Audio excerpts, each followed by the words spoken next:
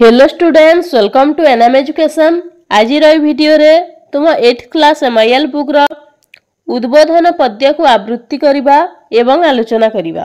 एही कवितार कवि हेउचंती गंगाधर मेहेर।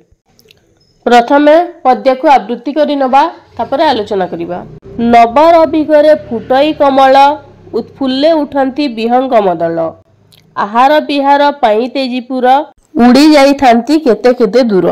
नव माने नुआ, रवि करे माने सूर्यंकर किरण, फुटई कमल माने जेउ समय रे सूर्य उदय हुअंती माने सूर्यंकर प्रथम किरण जेतेबेले आम धरा पृष्ठ रे पड़े सेई समय रे कौन हुए, कमल माने पद्म फुटी उठे। अर्थात एठी कवि कहउचंती जेतेबेले नूतन सूर्य उदय होइचंती, सकाळ होइची, सेही समय रे कौन हेउची ना कमल बा पद्म फूल फुटिची एवं पक्षी माने कौन करुछंती ना सेमाने आनंदर सहित उड़ी जाउछंती। कोठी को उड़ी जाउछंती ना आहार संग्रह करिबा उद्देश्य रे, केमिति ना तांको घर द्वार को त्याग करिकी सकाळ उठिकी सेमाने तांकर खाद्य संग्रह करिबा पई कौन करुछंती ना तांको वासस्थान को त्याग करिकी उड़ी जाउछंती। केमिति ना उड़ी जाइथांती केते केते दूर। से केते केते दूर उड़ी जाइथांती आमे कल्पना करि परिबा नहीं। सकाळे उठिकी जाइथांते एवं संध्यारे जाई घर को फेरिथांती। नेक्स्ट पद। महुमाछी मधु संचय लालसे, बहु दूर वन पर्वत बिलसे। बल थाउ केही निश्चय मौन, थाई न करंती जीवन न्यून।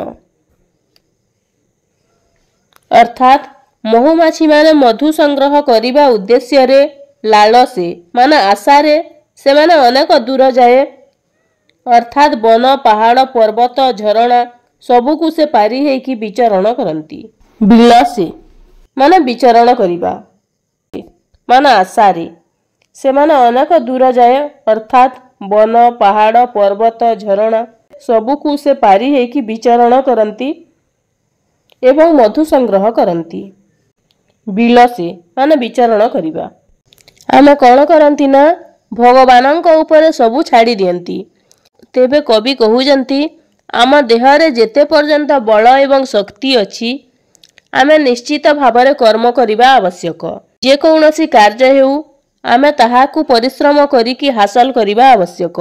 जदि आमे ताहा न करू ताहेले आम जीवन कौन होई जिवो पिला माने, न्यून। न्यून अर्थात छोट बा क्षुद्र। ताहेले आमर जीवन छोट होई जिवो। नेक्स्ट पद। सुप्त सिंह मुखे न पशे आहार, श्रमे पिपीलिका पुराए भंडार। सुप्त माने सोई रहिथिबा, आहार माने खाद्य पदार्थ, श्रम माने परिश्रम, पिपीलिका माने पिंपुड़ी, भंडार माने खाद्य सामग्री रखिबा स्थान। अर्थात सोई रहिथिबा सिंह मुखे न पशे आहार बा खाद्य। पिला माने तुमे माने जानिछ सिंह केते शक्तिशाली और बनर राजा मध्य। समस्ते सिंह को बनरे डरंती, किंतु से जदि सोई रहिबो किछि कर्म करिबो नाही, अर्थात खाद्य पदार्थ संग्रह करिबा पई से जदि कर्म करिबो नाही, तेबे ता पाटी रे केबे भी आहार आसिकी आपे आपे पसि जिवो नाही। श्रमे पिपीलिका पुराए भंडार। तो एई जो पिंपुड़ी छोटिया जीवटिए केते क्षुद्र जीवटिए ये कौन करुची ना परिश्रम करिकी तार भंडार बा खाद्य सामग्री रखिबा स्थान को से पुराई देउची। जेतेबेले वर्षा समय आसीबो से समय रे से कौन करिबो ना बाहर को जाई परिबो नाही, परिश्रम करि परिबो नाही एवं खाद्य संग्रह करि परिबो नाही। तेणु से पूर्वरु कौन करुची ना परिश्रम करिकी खाद्य भंडार को पुराई रखुची। जेमिति कि असुविधा समय रे झड़ बात्या जो आसुथिबो सेही समय रे से खाद्य बिना मरिबो नाही। सेथिपाई से आगरु ही सचेतन अछि एवं परिश्रम करिकी तार भंडार को से पुराई देउछि। नेक्स्ट पद। मेलिथिले पाटी सोई वृक्ष तले, वृक्षच्युत फल न पड़े कबले।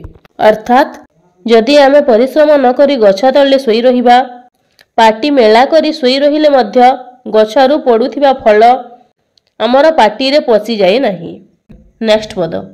गज सिंह व्याघ्र देहे अछि बल, तांकु बांधे नर प्रकाशी कौशल। गज माने हाथी। हाथी सिंह एवं बाघ समस्ते मनुष्य ठारू बहुत बृहत्काय शरीर विशिष्ट अटंती, किंतु ताको मनुष्य कौशल प्रयोग करी बांधी थाए।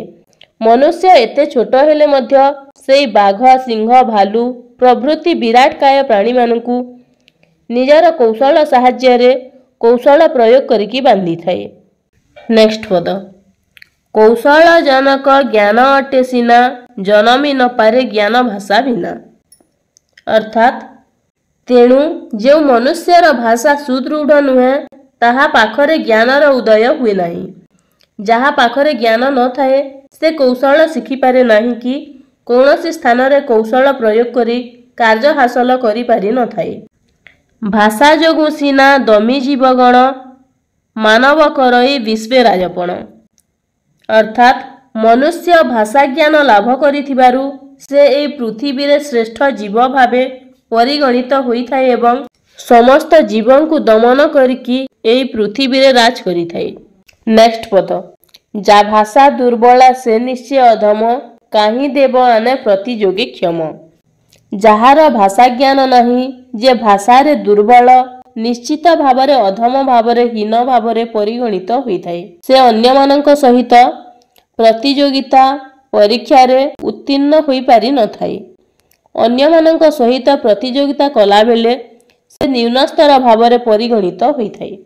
नेक्स्ट पद उच्च भाषी लोके ताकू नीच गणी उच्च समय रे हुअंती अग्रणी। अर्थात जो लोक मानकर भाषा ज्ञान उच्च जो मानकर भाषा सुदृढ़ से माने अन्य मानकु नीच दृष्टि रे देखिथांती। जो मानक पाखरे भाषा ज्ञान नहीं से मानकु उच्च भाषाभाषी लोक माने नीच दृष्टि रे बा हीन दृष्टि रे देखिथांती एवं से माने उच्च समाज रे हुअंती अग्रणी। अर्थात जो मानकर भाषा ज्ञान सुदृढ़ से माने उच्च समाज रे उच्च स्तर भावरे परिगणित होइथांती। नेक्स्ट पद जे नर न बुझे मान अपमान नुहई कि सेहु पशुर समान। अर्थात जो नर मान अपमान किछि बुझी पारे नहीं ताकू कवि एठारे पशुतुल्य बोली परिगणित करिसंती। नेक्स्ट पद जा भाषा दुर्बला काहि तार ज्ञान काहि तार राजद्वारे सम्मान। अर्थात जहार भाषा ज्ञान नहीं जे भाषा रे दुर्बल ताहार ज्ञान न थाए। जहार भाषा दुर्बल से अधम बोली परिगणित होई थाए। से सारा जीवन अज्ञान होई रही जाए एवं तार राजद्वार रे बा समाज रे बा सरकारी ऑफिस रे कोनोसी स्थान रे मध्य तार सम्मान न थाए। नेक्स्ट पद उच्च हेबा पई कर जेबे आशा उच्च कर आगे निज मातृभाषा। कविंक भाषा रे मनुष्य उच्च हेबा पई आशा करिबा उचित। उच्च हेबाकु हेले आमको प्रथमे निज मातृभाषा रे उन्नति करिबाकु पड़िबो। काहेकि ना समस्त ज्ञान कर्म और कौशल मातृभाषा रे जेते सहजरे बुझी होई थाए अन्य भाषा रे सेते सहजरे बुझी होई न थाए। तेणु मातृभाषा रे पारंगमता हेउची ज्ञानार्जनर भित्तिभूमि। नेक्स्ट पद नाही जेबे हृदय उच्च अभिलाष कर आमोदर पलंके विलास। अर्थात जदि तम हृदय रे उच्च अभिलाष नहीं उच्च हेबार लक्ष्य नहीं ताहेले विलास बेसन रे दिन काट। कविंकर एठारे कहिबार तात्पर्य एहा जे जे व्यक्ति उन्नति करिबाकु चाहुअछि जहार उच्च अभिलाष अछि से आलस्य को परिहार करिकी निजर भाषा ज्ञान को बढ़ाइबा उचित बा भाषा ज्ञान को वृद्धि करिबा उचित। नेक्स्ट पद प्रतिवेशींकर चरण प्रहार चिन्ह श्रेणी कर बक्ष देशे हार। अर्थात जो मानकर भाषा ज्ञान नहीं सेमानंकु प्रतिवेशी मानक ठारू बा पड़ोशींक ठारू नाना अपमान एवं लांछना सहिबाकु पड़िथाए। जो मानकर हृदय रे उच्च अभिलाष नहीं सेमाने पड़ोशी मानकर अपमान को शुणुथाओ एवं सेमानकर पाद चिन्ह को बक्ष रे हार करिकी झुलाउ थाओ। अर्थात कवि एठारे पड़ोशी मानकर अपमान एवं लांछना को न शुणिबा पई परामर्श दैछंती। नेक्स्ट पद उच्च पद पई डाकिले राजन केते जण अछ तहिकी भाजन। कवि एठारे कहउछंती यदि उच्च पद पदवी पई राजा डाकंती अर्थात सरकारी कर्मचारी भावरे नियुक्ति करिबाकू सुजोग आसे ताहेले आमर ओडिशार लोक माने निजे सही पदपदवी पाई योग्य नाहांती। सेमानंकर भाषा ज्ञान बहुत दुर्बल। कवि एठारे कहिसंती जे आमको निजकु योग्य करी गढ़िबाकु हेबो। आमर भाषा ज्ञान को सुदृढ़ कले आमे उच्च पदपदवी पाई योग्य विवेचित होई परिबा। नेक्स्ट पद प्रतिवेशींकर सहित तुलना करी कर निज मध्यरे कलना। कविंग समय रे ओडिशार लोक माने मातृभाषार गुरुत्व को उपलब्धि करि पारु नथिले। मातृभाषा अति दयनीय अवस्था रे थिला। जेतेबेले पड़ोसी राज्य माने भाषा ज्ञान रे उन्नति करिथिले सेतेबेले आम ओडिशार लोक माने अति अवहेलित होइकी थिले। भाषा ज्ञान अति दुर्बल थिला। तेणु कवि एठारे कहिसंती जे पड़ोसी मानक सहित निजकु तुलना करी निजर स्थिति परख। निजे केते योग्य सेटा निजे विचार कर। नेक्स्ट पद तहिरु बुझिब निजे केड़े दिन करियच पुणी मातृभाषाहीन। अर्थात पड़ोसी राज्यर लोक मानक सहित निजकु तुलना करी निजर स्थिति परखिबा पई कवि कहिसंती। पड़ोसी राज्यर लोक मानक सहित निजकु तुलना कले आमे जानि परिबा आमे केते पछरे आउ सेई राज्यर लोक माने केते आगरे अछंती। तेणु तुमे काहेकि मातृभाषा को एते हीन दृष्टि रे देखुछ। मातृभाषा रे एते दुर्बल काहेकि। नेक्स्ट पद मातृभाषा पोथी छुईबाकू करे अन्य केउ जाति लज्जा बोध करे। अर्थात कवि एठारे तथा कथित इंग्राजी पढ़िबा व्यक्ति माननकू लक्ष्य करी कहिसंती जे लोक माने इंग्राजी टिके पढ़िसंती से माने मातृभाषा बहीटिए धरिबाकू तांकू लाज लागुची। करे माने हातरे हातरे मातृभाषा बहीटिए धरिबाकू अन्य केउ जाति लज्जाबोध करे। केउ जाति एमिति अछि जे कि मातृभाषार बही खंडिए धरिबाकू लज्जाबोध करे निजकू हीन मन करे। एहा कविंकर एक व्यंगोक्ति। ओडिशार जनसाधारणଙ୍କୁ लक्ष्य करी कवि एभली भावरे कहिसंती। नेक्स्ट पद उठ भाई उठ नवीन आलोके सोईथिले चाहि हसुथिबे लोके। एठारे कवि लोकमानंकु उद्बोधन देबा पई कहिसंती जे हे मोर ओडिशावासी माने तमे उठ एवं जाग्रत हुओ। जनतांकु परिहार करी जातीयतार नूतन आलोकरे उद्बुद्ध हेबा पई कवि एठारे आमको आह्वान देइसंती। आमे जदि उद्यमहीन होई सोई रहिथिबा ताहेले पड़ोसी राज्यर लोकमाने आमको देखि हसुथिबे। तेणु कवि एठारे कहिसंती जे हे ओडिशावासी माने समस्ते जाग्रत हुओ एवं मातृभाषा रे उन्नति कर। आमे जदि उद्यमहीन होई सोई रहिथिबा ताहेले पड़ोसी राज्यर लोकमाने आमको चाहि हसुथिबे। नेक्स्ट पद शुभ कर्म पथे हुआ अग्रसर चक्षु मिलिबाकू नाही अवसर। अर्थात एठारे कवि स्वदेशवासी को उद्बोधन देवा छଳରେ कहिसंती जे शुभ कर्म पथे हुआ अग्रसर। एटा हेउची गोटे शुभ कर्म। शुभ समय आसीची तेणु एई शुभ कर्म पथे हुआ अग्रसर। समस्ते एही कर्म करिबा पई अग्रसर होई पड़। अर्थात मातृभाषा रे उन्नति करिबा पई समय आसीची। समस्ते मातृभाषा ज्ञान को सुदृढ़ कर। चक्षु मिलिबाकू नाही अवसर। अर्थात आम पाखरे आउ समय नाही। बहुत डेरी होई गलानी। तेणु भाषा ज्ञान रे उत्कर्ष साधना करिबा पई समस्ते लागि पड़। नेक्स्ट पद मातृभूमि मातृभाषार बदन दीप्त कर देई धन ध्यान मन।